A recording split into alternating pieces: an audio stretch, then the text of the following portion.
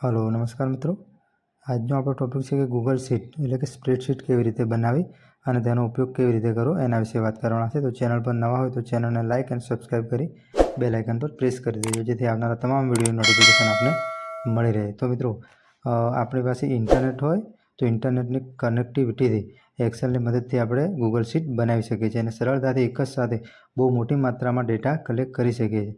જેમ કે ઘણી બધી જગ્યાએ આનો ઉપયોગ થતો હોય છે, જેમ કે ઓફિસ વર્ક હોય, એજ્યુકેશન ફિલ્ડ હોય. જ્યારે અમુક ટાઈમે તાત્કાલિક ડેટા મંગાવવામાં આવતા હોય છે ત્યારે ગૂગલ શીટની મદદથી આપણે ઇઝીલી ડેટા એકત્ર કરી શકીએ છીએ. તો આ રીતે મિત્રો ગૂગલ શીટનો આપણે ઉપયોગ કરી શકીએ છીએ. સૌપ્રથમ આપણે ઓફલાઈન એક એક્સેલ શીટ બનાવી લેવાની છે, કે જેમ કે જે પણ ફાઇલ ડિટેલ આપણે સ્પ્રેડશીટ બનાવવાની છે એની એક એક્સેલ બનાવી લેવાની છે ઓફલાઈનમાં. તો જો તમે જોઈ શકો છો, મારે સ્કૂલના પ્રિન્સિપાલની ડિટેલ્સ મારે અહીંયા લેવાની છે. તો મેં એક આ સ્કૂલના પ્રિન્સિપાલની ડેટા જે લેવાના છે એની એક એક્સેલ બનાવી લીધી છે અને ડેસ્કટોપ પર સેવ કરી લીધી છે. અહીંયા તમે જોઈ શકો છો, અહીંયા સ્કૂલના નેમ લખ્યા છે. એમાં એ સ્કૂલના જેટલા પણ સ્કૂલ હોય એ તમામ સ્કૂલોને અહીંયા એન્ટર કરી દઈશું. સ્કૂલના નામ એન્ટર કરી દેશે એટલે કે જે સ્કૂલના પ્રિન્સિપાલ હશે એ જ સ્કૂલના પ્રિન્સિપાલ અહીંયા એમની વિગત ભરશે. એવી રીતે તમામ સ્કૂલના પ્રિન્સિપાલો એમની વિગત અહીંયા ભરી દેશે એટલે એક્સેલ શીટનો આપણે ડેટા મળી જશે મિત્રો. આ રીતે આપણે એકવાર આ રીતની એક્સેલ શીટ ઓફલાઈન બનાવી દેવાની છે. તો હવે કોઈ પણ એક બ્રાઉઝર ઓપન કરીશું. એની અંદર અહીંયા ડોટવાળો આઇકન છે, ગૂગલ આઇકન, એના પર ક્લિક કરીશું. ત્યારબાદ ડ્રાઈવ પર ક્લિક કરીશું. આપણે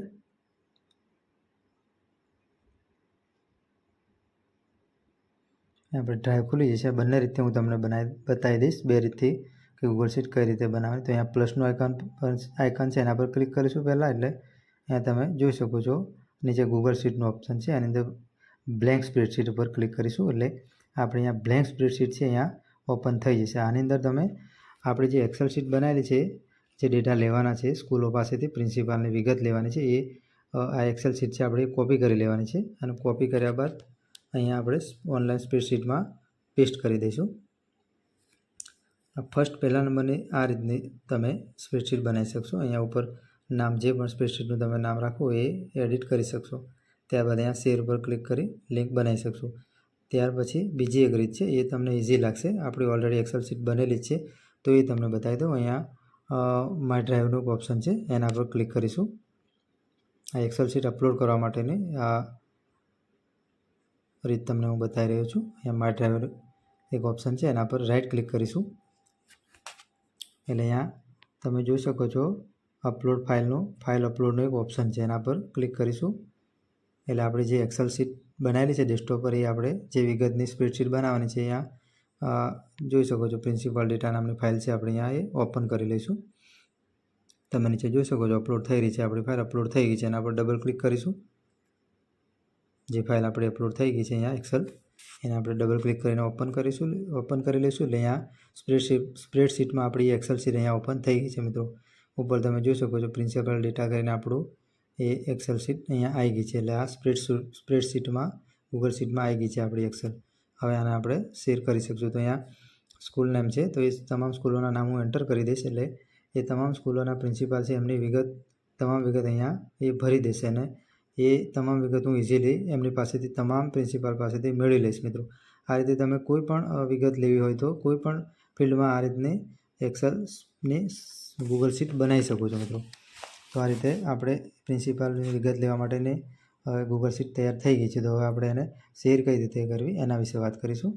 ત્યાં તમે જોઈ શકો છો અહીંયા જે વિગત આપણે લેવાની છે એમની પાસેથી એ ડિટેલ એ ખાના બ્લેન્ક રાખવાના છે. આપણે ખાલી અહીંયા શાળાનું નામ જ લખી દઈશું. એટલે એ શાળાના જ પ્રિન્સિપાલ એમના ખાનાની સામે એમની ડિટેલ્સ ભરશે. તો ફાઇલને આપણે કઈ રીતે લિંક મોકલીશું એમની પાસેથી ડેટા ભરાવવા માટે, અને લિંક એમને કેવી રીતે શેર કરીશું એ જોઈશું. તો સૌપ્રથમ અહીંયા શેરનું ઓપ્શન આપ્યું છે રાઈટ સાઈડમાં, તો અહીંયા શેર ઉપર ક્લિક કરીશું. એટલે આ મુજબનું એક સ્ક્રીન દેખાશે, તમે જોઈ શકો છો. અહીંયા ઉપરનું છે એક ઓપ્શન એક્સેસનું આપ્યું છે. એ બીજા કોઈ મિત્રને આપણે એક્સેસ આપવું હોય એ પણ તો એ તમે એક્સેસ આપી શકો છો. અધરવાઇઝ આપણે એક્સેસ આપવાની જરૂર નથી. આપણે જ ડેટા એકત્ર કરવાના છે, તો કોઈને આપણે એક્સેસ આપવાની જરૂર રહેતી નથી. તો સૌપ્રથમ આપણે નીચે જનરલ એક્સેસમાં તમારે આવી જવાનું છે. અહીંયા રિસ્ટ્રિક્ટેડ લખેલું છે, અહીંયા એના પર ક્લિક કરીશું. એના નીચે એનીવન વિથ ધ લિંક એના પર ક્લિક કરવાનું છે. અને એની સામે વ્યુઅર લખેલો હોય છે. વ્યુઅર લખીને આપણે ડન કરીને કોપી કરીને લિંક મોકલશો અમને, તો એ તમામ મિત્રોને જે પણ મિત્રોને તમે લિંક મોકલી છે એ લોકો માત્ર જોઈ શકશે, વ્યૂ એટલે કે જોઈ શકશે, એમાં ડેટા એડિટ કરી શકશે નહીં, ડેટા ભરી શકશે નહીં. તો આપણે એના માટે એડિટેડ કરવાનું છે. Anyone with the link editor કરીશું, એટલે જે પણ મિત્રોને આપણે આ ગૂગલ શીટની લિંક મોકલીશું એ તમામ મિત્રો આમાં ડેટા ભરી શકશે, એને એડિટ કરી શકશે.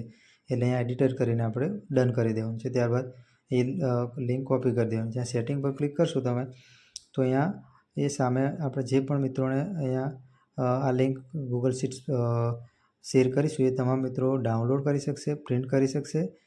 એના માટે આપણે એક્સેસ એમને આપવું હોય તો અહીંયા ચેકબોક્સ છે એના પર ક્લિક રહેવા દેવાનું છે. અધરવાઇઝ જો એમને ડાઉનલોડ કરવા દેવાની ના હોય અથવા પ્રિન્ટ કરવા દેવાની ના હોય તો અહીંયા એ ચેકબોક્સ પર ક્લિક કરેલું છે એ હટાવી લેવાનું છે મિત્રો.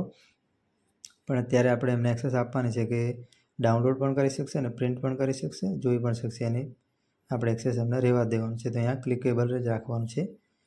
ત્યારબાદ અહીંયા સેવ પર ક્લિક કરીશું અને લિંક કોપી કરી લઈશું મિત્રો, અને ડન પર ક્લિક કરી દઈશું. હવે આ લિંક કઈ રીતે આપણે જે મિત્રો પાસેથી માહિતી લેવાની છે એમને શેર કઈ રીતે કરશું એના એ બતાવવા જઈ રહ્યું છે. તો આપણે કોઈ પણ એક વોટ્સઅપમાં લિંક તમને શેર કરીને હું બતાવી દઈશ. આ આપણી સ્પ્રેડશીટ તૈયાર થઈ ગઈ છે. હવે લિંક આપણે કોપી કરી લીધી છે. તો એની લિંક આપણે કોઈ પણ વોટ્સઅપનું ગ્રુપ હોય અથવા તો તમે મેલ દ્વારા પણ એમને આ લિંક ફોરવર્ડ કરી શકો છો. તો અહીંયા વોટ્સઅપમાં કોઈ પણ એક મિત્રને હું આ લિંક તમે કોપી કરેલી લિંક અહીંયા પેસ્ટ કરીને બતાવી દઉં છું. અહીંયા કોપી કરેલી લિંક છે, અહીંયા પેસ્ટ કરીશું અને એન્ટર કરીને શેર કરી દઉં છું. એટલે આ લિંક એમને શેર થઈ છે. આ રીતે તમે તમારા ગ્રુપમાં પણ શેર કરી શકો છો એકસાથે. હવે એ કોઈ પણ એક મિત્રને મેં મોકલી છે લિંક, તો એ મિત્ર ડેટા પણ અત્યારે ફર્સ્ટ કોલમમાં એ ભરે છે, એ અહીંયા આપણે જોઈ શકું છું. જેટલા પણ મિત્રો એ અહીંયા ડેટા ભરશે એ આપણે જોઈ શકશું, અને બાકી છે એમની વિગત તો પણ આપણે એમનું ફોલોઅપ પણ લઈ શકશું.